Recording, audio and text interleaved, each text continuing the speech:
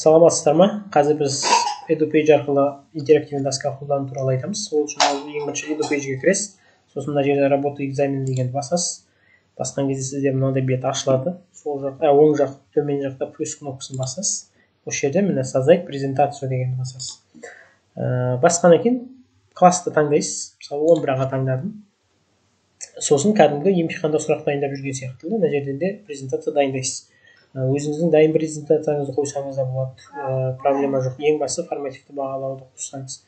Ол үшін мына жерде создать презентацию новый карточка deyip, мына жерге тақырыбын жазамын сабақтың. Оқу сауаттылығы деп жазамын.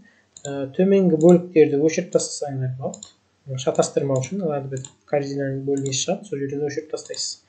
Сосын керек кезінде қосып отырасыз. Мысалы жаздым тақырыптың, енді добавить карточку қосамын. Мен мысалы бірінші сурет қойғым келеді, тақырыпқа байланысты бастым.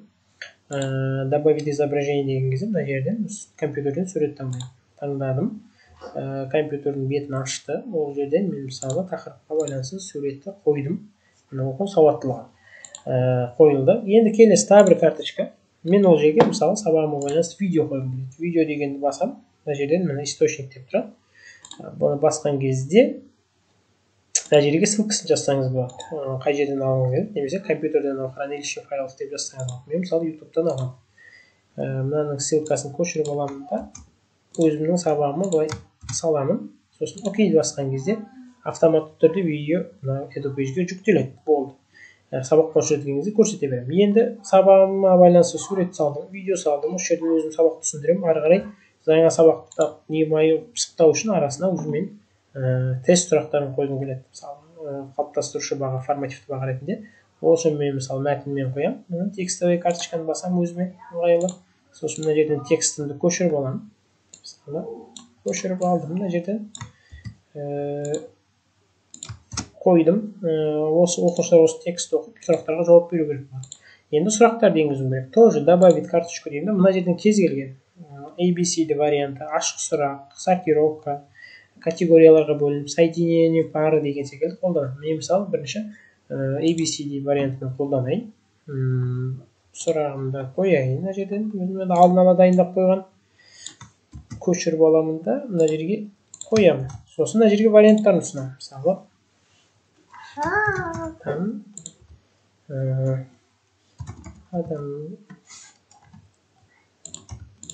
Мысалы осындай варианттар қойдым. Мына жерде көппен тұрған бұл дұрыс варианты. Сіз өзіңіздің сұрағыңызға қойған кезде дұрыс вариантты ауыстырасыз. Мына жерде правильный вариант деген бөлігімен ауыстырасыз. Мысалы сұрақтың жауабы С болатын болса, правильный вариант С қоямын. Тағы да тест сұрағын қойғым келеді. Тағы да добавить карточку деймін. Енді осы жолмен мысалы соединение пары дегенді қояйын. Сұрақты тағы да дайындап қойған жеріне көшіріп аламын. Көшіріп алдым. Жерге қоямын. Енді парларын жазамын. Мысалы азамат. Мына жерге дұрыс жауабы азаматтың ақылды. Биыл мектеп деген секілді. Сосын бала тәтті деймін. Анау керек емес жерді мына жерден X-ті басып өшіріп тастасаңыз болады. Мынау қалады. Осындай сұрақ дайындадым. Тағы бір үшінші формативті сұрақ дайындайын. Ол енді бір ашық сұрақ болса да болады, немесе тест. Желательно тест или осындай осы жерден сұрақ жауабын көретін сұрақ дайындағанымыз дұрыс. Тест қойдым. Тағы да дайындаған сұрағымнан көшіріп аламын. Көшіріп алдым, қойдым. Мына жерге енді дұрыс варианттарын жазамын. Осы жол дұрыс варианты В болсын. Правильный вариант В деймін да. Дұрыс жауаптарын мына жерге жауаптарды жазып саламын варианттарды.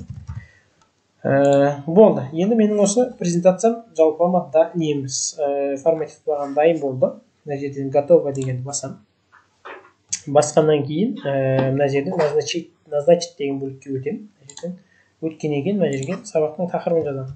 Оқу сауаттылығы кәдімгідей. Сосын создать новые назначения дейді. Сол жақта тұр, соны басам. Қай класстарға өтеді? Мысалы сіздің 11-ға 11-ға өтетін болсаңыз 11-ға и 11-ға қоямын да. Болды. Мына яғын тиіспесеңіз де болады мына жердегілерді.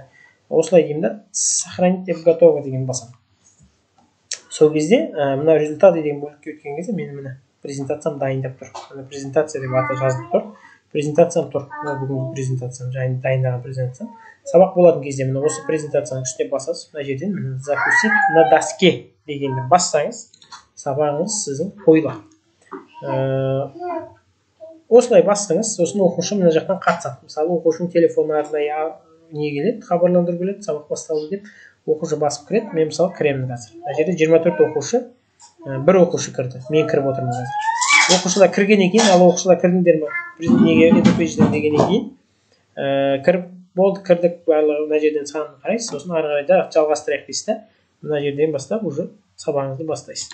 Басқан кезде тақырып ашылады. Сосын мына жерден мына результаттарында көріп отырасыз, қай оқушының қатысып жатқан.